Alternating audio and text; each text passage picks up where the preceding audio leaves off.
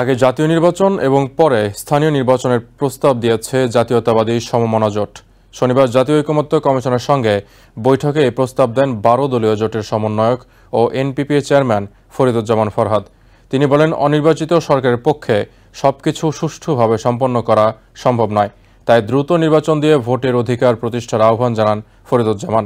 এদিকে সরকার ও জাতীয় ঐকমত্য কমিশনের সুনির্দিষ্ট এজেন্ডা নেই জানিয়ে কমিশনের সহসভাপতি আলী রিয়াজ বলেন, কমিশন কারো প্রতিপক্ষ নয়, সুনির্দিষ্ট জাতীয় সনদ তৈরি করাই তাদের মূল লক্ষ্য। রাষ্ট্র সংস্কারের লক্ষ্যে গঠিত সংস্কার কমিশনগুলোর সুপারিশ চূড়ান্ত করতেই রাজনৈতিক দলগুলোর মধ্যে সংলাপ করছে জাতীয় ঐকমত্য কমিশন।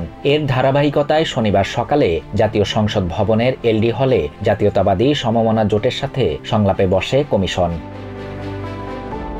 সংলাপে 12 দলীয় জোটের নেতৃত্ব দেন সমন্বয়ক ও এনপিপির চেয়ারম্যান ফরিদুজ্জামান ফরহাদ। বৈঠকের শুরুতেই জাতীয় ঐকমত্য কমিশনের সহসভাপতি আলী রিয়াজ বলেন, রাজনৈতিক দলগুলোর সব বিষয়ে একমত হওয়া সম্ভব না হলেও রাষ্ট্র গড়ার বিষয়ে একমত হওয়া সম্ভব হবে। প্রায় 3 ঘণ্টাব্যাপী সংলাপ শেষে এনপিপির চেয়ারম্যান ফরিদুজ্জামান ফরহাদ বলেন, স্থানীয় সরকার নির্বাচন নয়, আগে জাতীয় সংসদ নির্বাচন করতে হবে।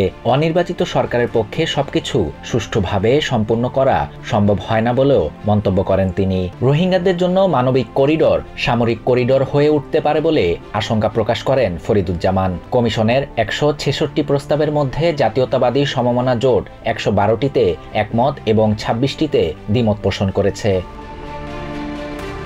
Shahriar Shafat, TVN 24 news desk. New York থেকে সম্প্রচারিত টিভিএন 24 টেলিভিশন বিশ্বজুড়ে বাঙালির কণ্ঠস্বর।